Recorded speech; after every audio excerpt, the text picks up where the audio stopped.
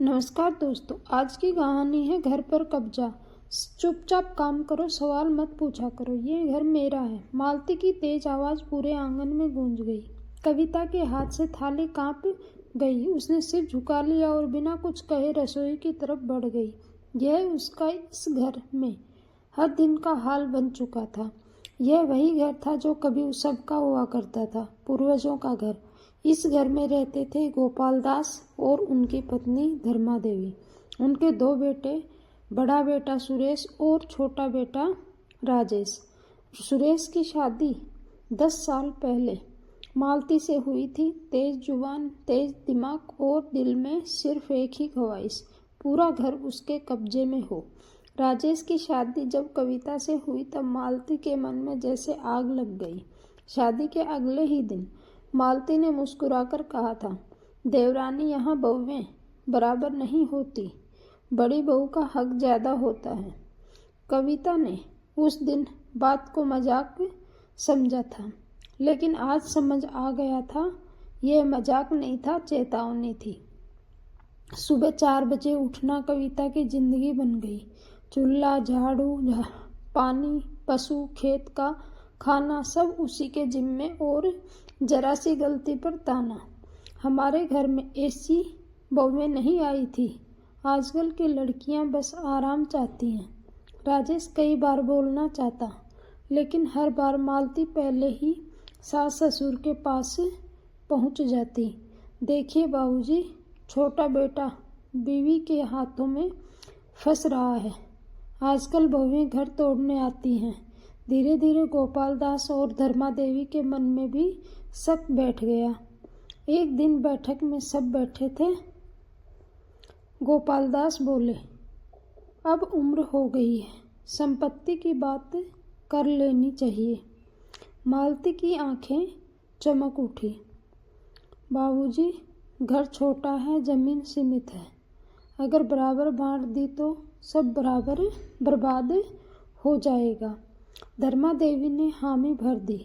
बड़ी बहू ने सालों सेवा की है। राजेश का चेहरा उतर गया। लेकिन बाबूजी, यह तो हमारे पूर्वजों की संपत्ति है। मालती तुरंत बोली, तो हमने क्या चोरी की है?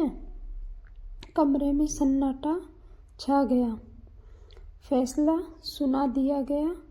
राजेश और कविता को अलग रहना होगा, बिना जमीन, बिना घर।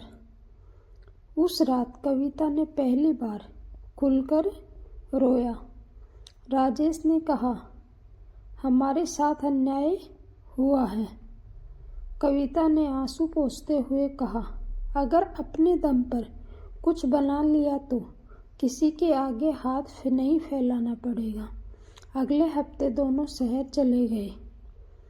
शहर की जिंदगी ने उनका इम्तिहान लिया। छोटा सा किराए का कमरा। राजेश को फैक्ट्री की नौकरी मिली।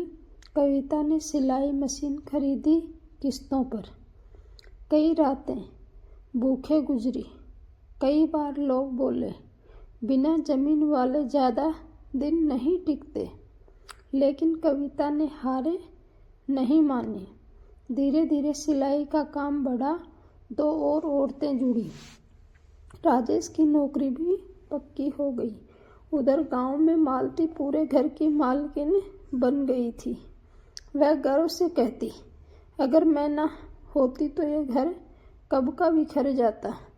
लेकिन समय सबका हिसाब रखता है। सुरेश बीमार पड़ने लगा। इलाज में पैसा बहने लगा।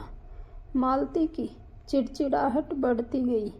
एक दिन उसने साफ कह दिया, अब बूढ़ों की जिम्मेदारी मुझसे नहीं उठती। गोपाल दास और धर्मा देवी टूट गए। मजबूरी में राजेश को फोन किया गया। राजेश कुछ देर चुप रहा, फिर बोला, हम आ रहे हैं। जब बूढ़े माता पिता कविता के घर पहुंचे तो शर्म से नजरें झुकी हुई थी।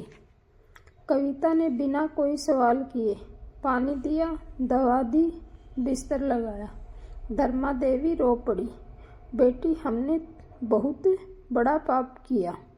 कविता ने धीरे से कहा, अब सब छोड़ दीजिए माँ। कुछ महीनों बाद मालती भी अकेली पड़ गई। घर था, जमीन थी, लेकिन कोई अपना नहीं। एक दिन वह भी शहर पहुंची। कविता के दरवाजे पर खड़ी थी। कविता ने दरवाजा खोला। मालती की आवाज़ कांप रही थी, मुझे माफ़ कर दो। कविता कुछ पल चुप रही, फिर बोली,